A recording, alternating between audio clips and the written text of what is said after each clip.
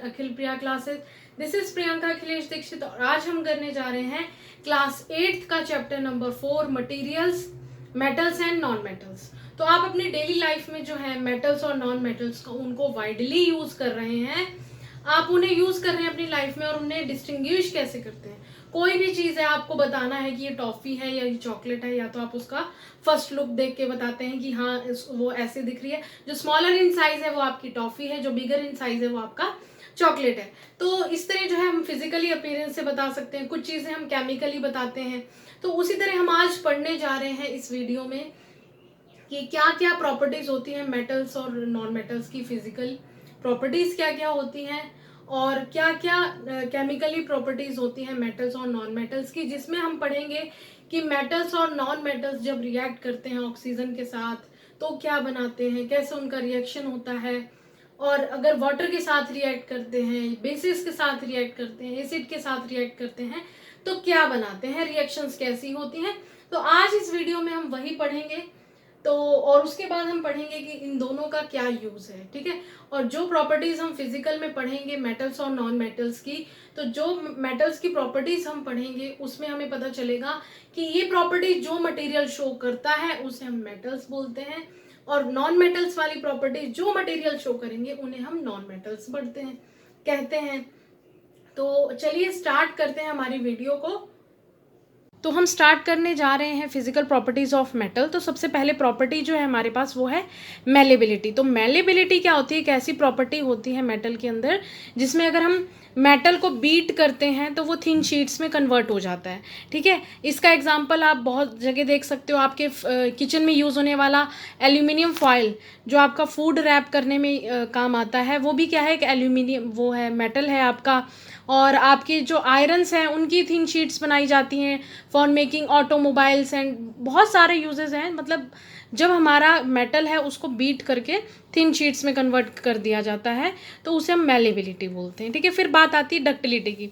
तो डक्टिलिटी क्या है कि मेटल को जब हम वायर्स में कन्वर्ट कर देते हैं, तो वायर्स में जब कन्वर्ट कर देते हैं तो उस प्रॉपर्टी को नेम देते हैं हम डक्टिलिटी, यानी कि हम ये कह सकते हैं कि ये मेटल बहुत डक्टाइल है, ठीक है। तो आप लोगों ने देखा होगा आपके घरों में जो यूज़ होते हैं वायर्स, उनमें भी क्या है, कॉपर या एल्यूमिनियम आप बेसिकली देखते होंगे, तो वो क्या है, थिन वायर्स में कन्वर्ट होकर आपके इलेक्ट्रिसिटी को प्रोड्यूस कर रही हैं, ओके। सोनोरस, सोनोरस का क्या मतलब होता है, मेटल्स के अंदर क्या होता है, एक प्रॉपर्टी होती है जिससे क्या है उनके अंदर आवाज़ जो है, मतलब अगर वो कोलाइड होते हैं तो उनमें क्या है, एक आवाज़ जो है, रिंगिंग साउंड, वो प्रोड्यूस होती है। जैसे मान लीजिए सब एग्जाम्पल के लिए, अगर आपका ग्लास है, आपका स्टील का ग्लास आपके हाथ से छूट गया और वो ज़मीन पे गिर गया तो आप लोगों को आवाज़ आती है, ठीक है। तो वो क्या है, बेसिकली एक सोनोरस है कि मेटल आपका सोनोरस होता है। सोनोरस के बाद आता है हमारे पास लस्ट्रस। लस्ट्रस क्या होता है, किसी भी मेटल के अंदर जो शाइनिंग होती है, ठीक है, उसको हम बोलते हैं कि लस्टर है। आपने देखा होगा जो आपका गोल्ड है, सिल्वर है, उनके अंदर क्या होती है, शाइनिंग होती है, ठीक है। तो आपका जो मेटल होते हैं उनके अंदर बेसिकली लस्टर होता है। और इसके अलावा आपके मेटल्स जो होते हैं हार्ड होते हैं। और नंबर 6 पॉइंट क्या होता है, good conductor of heat and electricity होते हैं। तो चलिए पहले बात करते हैं गुड कंडक्टर ऑफ हीट। आपके किचन में यूज़ होने वाले बहुत सारे यूटेंसिल्स जो हैं वो किससे बने हुए हैं, आपके मेटल से, ठीक है। या हम बात कर लेते हैं, अगर प्रेशर कुकर की बात करते हैं तो अगर जब हम उसको हीट प्रोड्यूस देते हैं या हम उसको हीट दे रहे हैं तो क्या होता है, आपका प्रेशर कुकर गर्म हो जाता है और खाना बना देता है, हमारा खाना पक जाता है, ठीक है। तो वो बेसिकली क्या है, गुड कंडक्टर ऑफ हीट का काम कर रहा है। अब हम बात करते हैं गुड कंडक्टर ऑफ इलेक्ट्रिसिटी। आपकी इलेक्ट्रिसिटी अभी हमने बात करके हटे हैं कि जो डक्टिलिटी होती है, यानी कि वायर्स में जो कन्वर्ट होता है हमारा मेटल, वो क्या होता है, इलेक्ट्रिसिटी प्रोड्यूस करते हैं, ठीक है।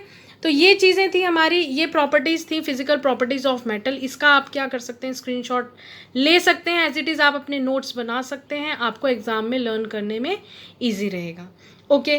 अब हम आगे बढ़ते हैं physical properties of non metals. उसको करने से पहले हम हमारे मेटल्स जो होते हैं उनमें कुछ एक्सेप्शंस होती हैं, उसको कर लेते हैं। एक्सेप्शंस में हम देखते हैं कि जो सोडियम और पोटेशियम है ये दोनों भी क्या हैं, एक तरह से मेटल्स हैं, लेकिन ये क्या होते हैं, सॉफ्ट, और इनको हम कट कर सकते हैं, ठीक है। लेकिन हमने यहाँ पढ़ा था कि जो हमारे मेटल्स होते हैं वो जनरली क्या होते हैं, हार्ड। तो ये एक्सेप्शन है कि सोडियम और पोटेशियम जो होते हैं वो सॉफ्ट होते हैं, इवन आप उनको नाइफ से भी कट कर सकते हैं। उसके अलावा मरकरी जो कि आप लोगों ने थर्मोमीटर्स में यूज़ होते हुए देखा होगा।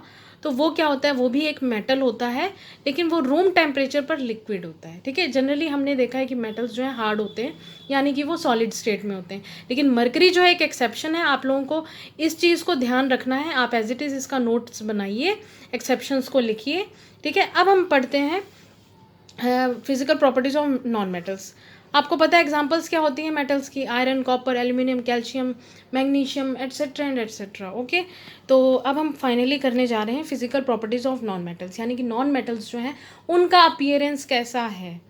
ठीक है, they break down into a powdery mass. जैसे ही हमारे अंदर जो मेटल्स थे उनके अंदर एक प्रॉपर्टी थी कि जैसे हम उन्हें बीट करेंगे तो वो हार्ड होते हैं, या तो वो वायर्स में कन्वर्ट होंगे या फिर वो शीट्स में कन्वर्ट होते हैं, वो जैसी हमारी रिक्वायरमेंट है।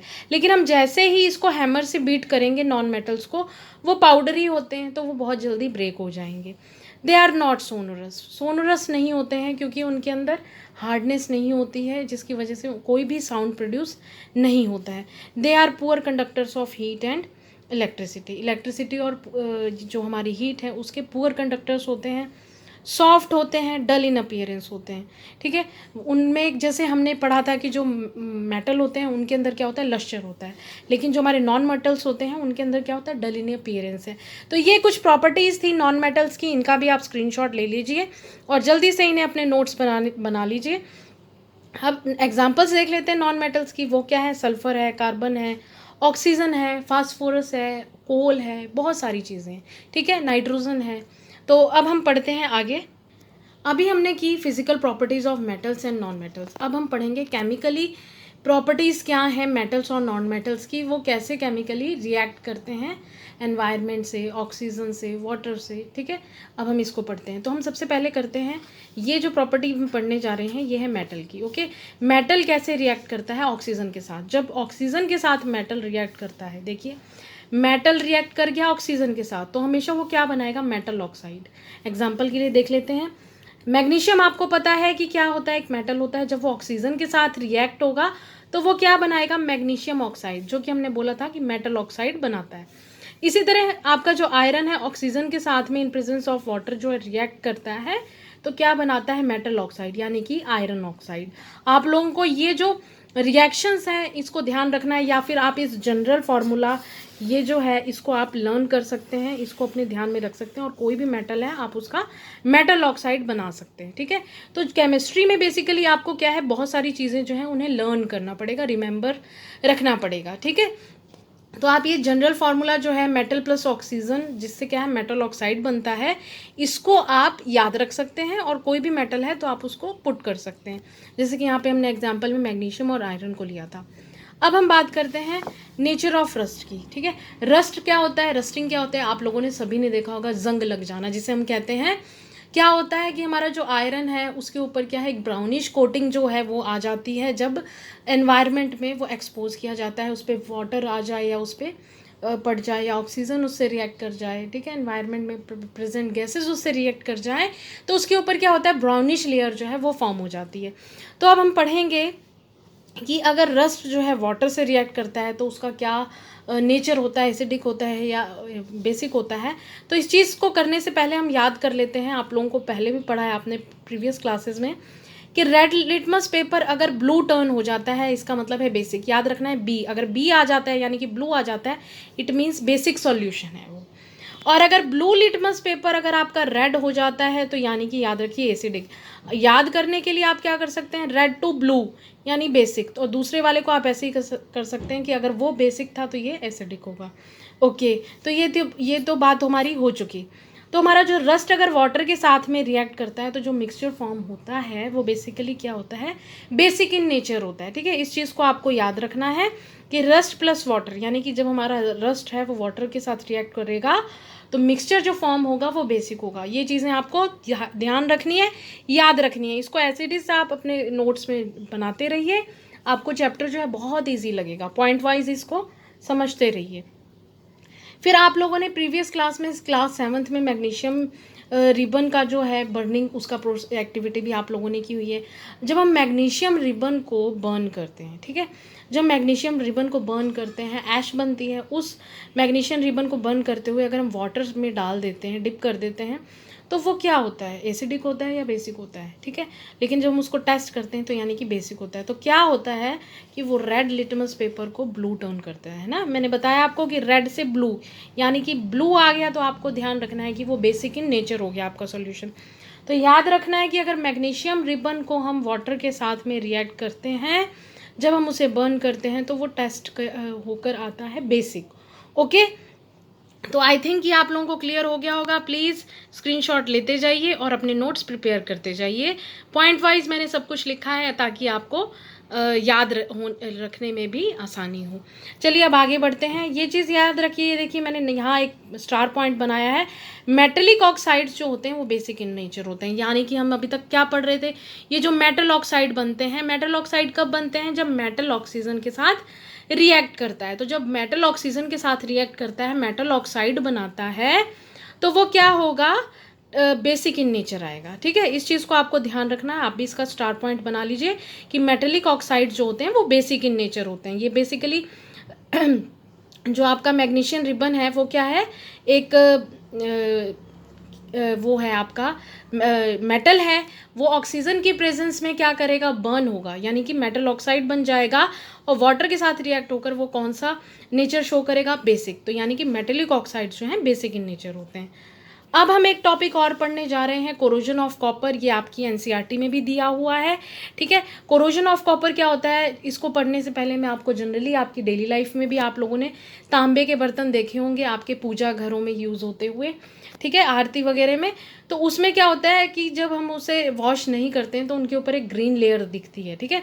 तो जब कॉपर है उसको एक्सपोज करते हैं एयर में for long time, it reacts with the moist air and acquires a dull green coating, है ना। वो डल ग्रीन कोटिंग आप लोगों ने भी अपने घरों में देखी होगी, या बहुत से घरों में क्या है, तांबे के बर्तनों में वाटर स्टोर करके रखा जाता है, जो कि हमारी हेल्थ के लिए भी बहुत यूज़फुल होता है। तो वो तांबे में क्या हो जाता है, जब बहुत लंबे टाइम तक बाहर रखे रहते हैं तो उससे क्या होता है, मॉइस्ट एयर से वो रिएक्ट कर जाता है और डल ग्रीन कोटिंग जो है उसके ऊपर बन जाती है। तो इसके पीछे की जो रिएक्शन है उसको आपको ध्यान रखना है, ये एग्जाम में भी आ जाती है।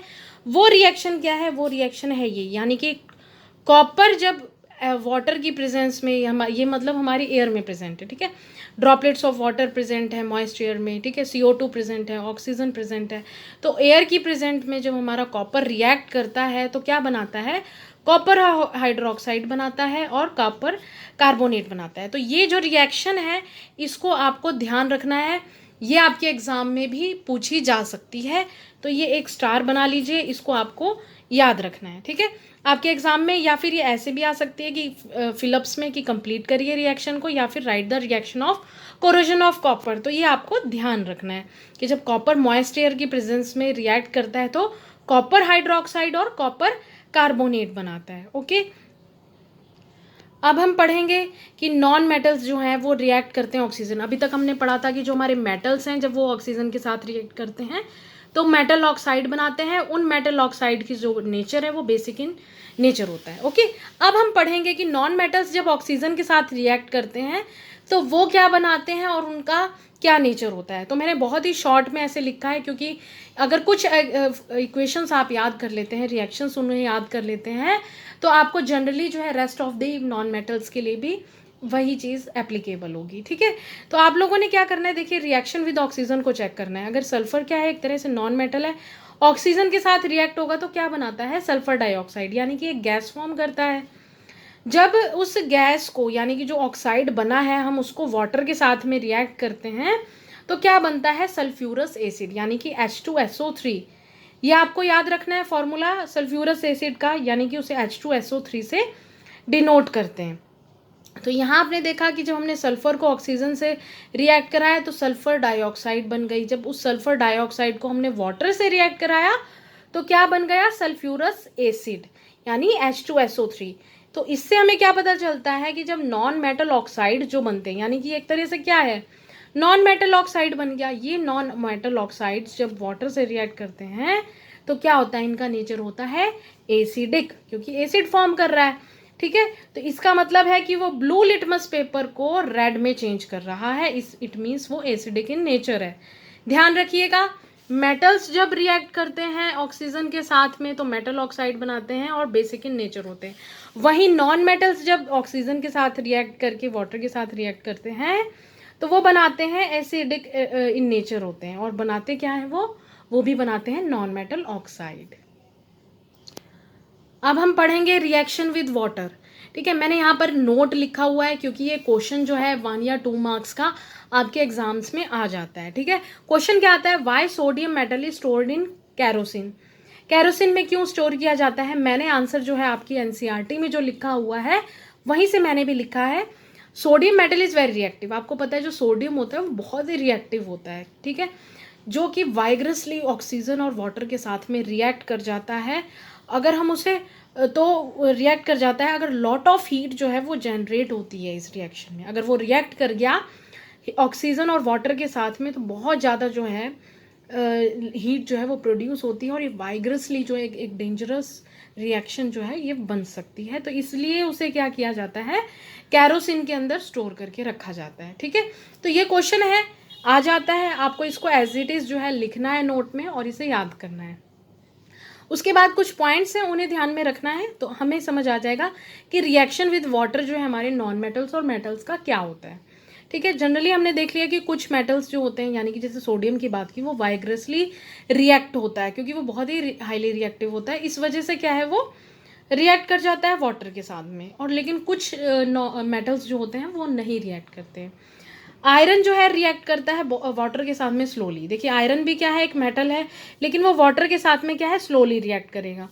नॉन मेटल्स जो होते हैं वो वाटर के साथ रिएक्ट नहीं करते हैं, लेकिन अगर वो एयर से रिएक्ट कर जाएं तो वो बहुत ही रिएक्टिव होंगे। ओके, इसी तरह फॉस्फोरस जो है एक बहुत ही रिएक्टिव नॉन मेटल है। ये भी एक क्वेश्चन है, नोट बनाया है मैंने यहाँ पे, तो ध्यान रखिएगा। इसको भी आप क्वेश्चन के फॉर्म में लिख सकते हैं कि फॉस्फोरस जो है वो उसे हम क्यों स्टोर करके रखते हैं वाटर में। ठीक है, यहाँ पे जैसे था कि सोडियम को हम कैरोसिन में स्टोर करते हैं, फॉस्फोरस को हम वाटर में क्यों स्टोर करके रखते हैं, तो ये उसका आंसर है। देखते हैं, फॉस्फोरस जो होता है वो बहुत ही रिएक्टिव नॉन मेटल होता है। ठीक है, उसको हम जैसे ही एक्सपोज करेंगे, यानी कि हम उसको एयर में रख देंगे तो वो तुरंत क्या है, क्योंकि वो इतना हाईली रिएक्टिव होता है कि वो फायर कैच कर लेता है। ठीक है, तो इस तरह का जो कांटेक्ट, अगर वो एटमॉस्फेरिक ऑक्सीजन से कांटेक्ट में आ गया तो वो क्या है, आग लगा देगा। इस वजह से हम क्या करते हैं, उसे वाटर में स्टोर करके रखते हैं। ठीक है, तो ये भी आपको एक क्वेश्चन जो है आ सकता है, ये ज़्यादा इंपॉर्टेंट है as compare to phosphorus. Okay, अब हम आगे बढ़ते हैं, रिएक्शंस विद एसिड्स करेंगे। ओके, तो इसमें भी हम दोनों चीज़ों को देखेंगे, नॉन मेटल्स और मेटल्स कैसे एसिड के साथ में रिएक्ट करते हैं। तो सबसे पहले हम बात करते हैं नॉन मेटल्स जो होते हैं वो रिएक्ट नहीं करते हैं एसिड्स के साथ। ये ध्यान रखिएगा, ये स्टार पॉइंट है।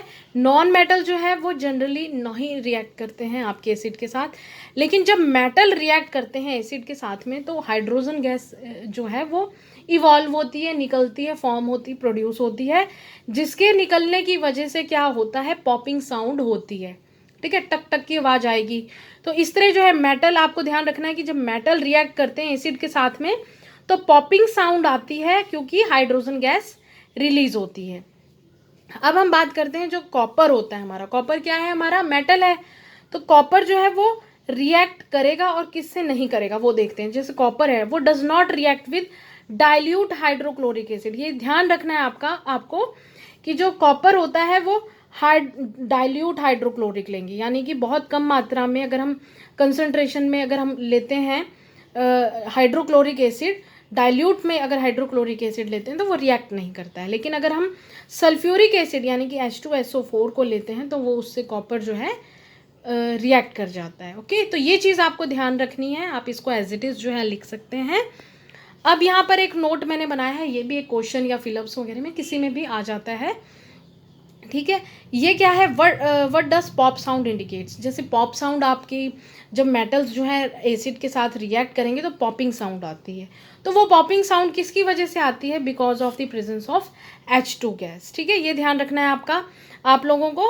अब यहाँ पर एक नेक्स्ट पॉइंट जो है, metal reacts with sodium hydroxide to produce hydrogen gas. ये था कि जब हमारे मेटल्स जो है बेसिस के साथ में रिएक्ट होंगे, ठीक है। ये जो है ये चीज़ यहाँ पर ये पॉइंट को कवर कर रही है कि जब हमारा मेटल जो है बेस, क्योंकि सोडियम हाइड्रोक्साइड क्या हो गया एक तरह से बेस, जब मेटल सोडियम हाइड्रोक्साइड के साथ में रिएक्ट करते हैं तो वो भी क्या बनाते हैं, हाइड्रोजन गैस। अभी जैसे हमने यहाँ पढ़ा था रिएक्शन विद एसिड, तो उसमें भी क्या इवॉल्व हो रही थी, हाइड्रोजन गैस। सिमिलरली जब मेटल्स रिएक्ट करेंगे बेसिस के साथ में तो वहाँ भी क्या इवॉल्व होगी, हाइड्रोजन गैस। अब हम मोस्ट इम्पॉर्टेंट टॉपिक जो है मतलब करने जा रहे हैं इस चैप्टर का, डिस्प्लेसमेंट रिएक्शन। डिस्प्लेसमेंट रिएक्शन को करने से पहले मैं आपको एक एग्जांपल देती हूँ, या स्टोरी की तरह देख लीजिए आप समझने के लिए। मान लीजिए आपके स्कूल में 2 बच्चे हैं, ठीक है, 2 बच्चे नहीं, बहुत सारे बच्चे हैं। मान लीजिए आपके स्कूल में स्पोर्ट्स डे हो रहा है और टग ऑफ वार जो हो रही हो, तो टग ऑफ वार में एक तरफ जो है हेल्दी लड़का खड़ा है, यानी कि मोटा सा लड़का खड़ा है, एक तरफ जो है बहुत पतला लड़का खड़ा है। अब टग ऑफ वार में कौन जीतेगा वो तो ऑब्वियसली आप लोगों को पता ही चल गया होगा कि जो मोर पावरफुल है, यानी कि जो हेल्दी लड़का है वो टग ऑफ वार जीत जाएगा। यानी कि रस्सी खींचने वाला जो स्पोर्ट्स होता है, खेल होता है, तो टग ऑफ वार वो मोटा लड़का जो है हेल्दी लड़का वो जीत जाएगा और पतला लड़का हार जाएगा। वो किस पे डिपेंड कर रहा है, क्योंकि जो हेल्दी लड़का है वो मोर पावरफुल देन थिन लड़के से है। तो डिस्प्लेसमेंट रिएक्शन में भी क्या होता है कि जो केमिकल ऐसे रिएक्ट हम जब करा देते हैं, अगर मोर रिएक्टिव केमिकल हमने लेस रिएक्टिव केमिकल के साथ में रिएक्ट करता है तो वो उसे हटाकर खुद घुस जाता है, ठीक है। वो अभी हम बहुत सारी रिएक्शंस करेंगे उसमें आपको क्लियर हो जाएगा। तो देखिए क्या होता है ये, a chemical reaction in which more reactive metal displaces the less reactive metal. ये आप डेफिनेशन जो है इसको आप स्क्रीनशॉट ले लीजिए, लिख लीजिए, जैसा आपको अच्छा लगे वैसा कर लीजिए। ये डेफिनेशन आप लिख ले, एग्ज़ाम में आ जाती है। उसके अलावा भी हम इसको करेंगे तो आप लोगों को और क्लियर हो जाएगा कि कैसे जो मोर रिएक्टिव है वो लेस रिएक्टिव को डिस्प्लेस कर देता है, तो इसलिए हम इसको डिस्प्लेसमेंट रिएक्शन कहते हैं। ओके, इसको करने से पहले, डिस्प्लेसमेंट रिएक्शंस को समझने से पहले मैंने ये साइड में एल्यूमिनियम, जिंक, आयरन और कॉपर ये बनाया है। ये चार्ट आप भी अपनी नोटबुक में एज इट इज़ उतार लीजिए, बना लीजिए, लिख लीजिए, नोट डाउन कर लीजिए, क्योंकि मैंने क्या किया है रिएक्टिविटी वाइज इनको लिखा हुआ है। यानी कि एल्यूमिनियम, जिंक, आयरन और कॉपर में सबसे ज़्यादा जो रिएक्टिव है वो होता है एल्यूमिनियम, उसके बाद होता है जिंक, फिर होता है आयरन, और इन चारों में सबसे लेस रिएक्टिव जो है वो है कॉपर। इसी के बिहाफ पे हम अपनी जो डिस्प्लेसमेंट रिएक्शंस हैं उनको समझेंगे, ठीक है। तो देखिए क्या होता है डिस्प्लेसमेंट रिएक्शन में कि जैसे मेरे पास कॉपर सल्फेट है, मैं जिंक को उसके साथ रिएक्ट करा रही हूँ, क्योंकि जिंक जो है, देखिए जिंक जो है वो कॉपर से ज़्यादा रिएक्टिव है, इस वजह से, यानी कि ये जिंक जो है कॉपर से ज़्यादा पावरफुल है। वो क्या करेगा, कॉपर को डिस्प्लेस कर देगा, ठीक है। ये यहाँ चला जाएगा और कॉपर को यहाँ भेज देगा, तो क्या बन जाएगा हमारे पास ZnSO4 प्लस कॉपर, यानी कि जिंक सल्फेट प्लस कॉपर, क्योंकि जिंक जो था हमारा वो मोर रिएक्टिव देन कॉपर था। अब ऐसे ही सेकंड रिएक्शन में देखते हैं, कॉपर सल्फेट लिया है हमने, आयरन के साथ रिएक्शन कराई है, कॉपर से जो है आयरन जो है वो ज़्यादा रिएक्टिव है, तो कॉपर को हटा देगा, डिस्प्लेस कर देगा और खुद इधर चला जाएगा। तो क्या बन जाएगा हमारे पास, फेरस आयरन सल्फेट बन जाएगा और कॉपर बन जाएगा, क्योंकि उसने कॉपर को डिस्प्लेस कर दिया। तो इस तरह होती है हमारी डिस्प्लेसमेंट रिएक्शंस, जिसमें मोर रिएक्टिव वाला लेस रिएक्टिव को डिस्प्लेस कर देता है, ठीक है। अब यहाँ थर्ड वाले में कंसीडर करिए, यानी कि ZnSO4 प्लस आयरन। अब यहाँ पर अगर हम रिएक्टिविटी वाइज देखें तो Zn जो है वो जो है ज़्यादा रिएक्टिव है एज़ कम्पेयर टू आयरन, यानी कि लेस रिएक्टिव है। तो लेस रिएक्टिव को जब हम मोर रिएक्टिव से जब हम रिएक्शन कराएंगे तो इसको डिस्प्लेस करेगा कि नहीं करेगा, ये नहीं करेगा, क्योंकि जिंक जो है वो ज़्यादा रिएक्टिव है। जो मैंने आपको चार्ट ये छोटा सा साइड में बना रखा है, इसमें आप देख सकते हैं कि जिंक जो है वो ज़्यादा रिएक्टिव है, तो ये आयरन जो है लेस रिएक्टिव है, आयरन इसको डिस्प्लेस नहीं कर पाएगा रिएक्शन में। इसी तरह अगर हम कॉपर और जिंक को देखें तो कॉपर जो है सबसे लीस्ट रिएक्टिव है, तो लीस्ट रिएक्टिव होने की वजह से कॉपर क्या करेगा, जिंक को डिस्प्लेस नहीं कर पाएगा, ये रिएक्शन भी पॉसिबल नहीं है। इसी तरह आप कमेंट बॉक्स में मुझे बताइए अगर आपको ये समझ आ गया है कि आयरन को कॉपर डिस्प्लेस कर पाएगा कि नहीं कर पाएगा, ये आप मुझे कमेंट बॉक्स में लिख कर बताइए, ठीक है। तो यहाँ पर मैंने एक नोट लिखा है, वो आपको ध्यान रखना है, एज इट इज़ आप भी उसको नोट कर लीजिए। A more reactive metal can replace a less reactive metal, क्योंकि जो मोर रिएक्टिव होगा वो लेस रिएक्टिव को रिप्लेस कर लेगा, लेकिन लेस रिएक्टिव यानी कि जो हमने यहाँ देखा थर्ड फोर्थ में, फिफ्थ का आप मुझे बताएंगे, तो लेस रिएक्टिव जो है वो मोर वाले को डिस्प्लेस नहीं कर सकता। ठीक है, तो ये होती है डिस्प्लेसमेंट रिएक्शंस। ये chart as it is aluminium, zinc, iron और कॉपर, इसको आप नोट कर लीजिए। आई थिंक आप लोगों को समझ आ गया होगा। अब हम बढ़ते हैं uses of metals and non metals को। तो मेटल्स जो हैं आप हर जगह देख रहे हो, अपनी डे टू डे लाइफ में आप मेटल्स देखते ही हो। ठीक है, कहाँ कहाँ यूज़ होता है? Use in making machinery, automobiles, aeroplanes, ये ऑटोमोबाइल्स की जो बॉडी हैं, ठीक है, मशीनरीज बनती हैं बहुत सारी, एरोप्लेन्स बनते हैं, उनके पार्ट्स बनते हैं, उनकी बॉडी बनती है, ट्रेन्स के पार्ट बनते हैं, body, satellites, industrial gadgets, cooking utensils, kitchen में देखिए सारा मेटल ही भरा पड़ा है।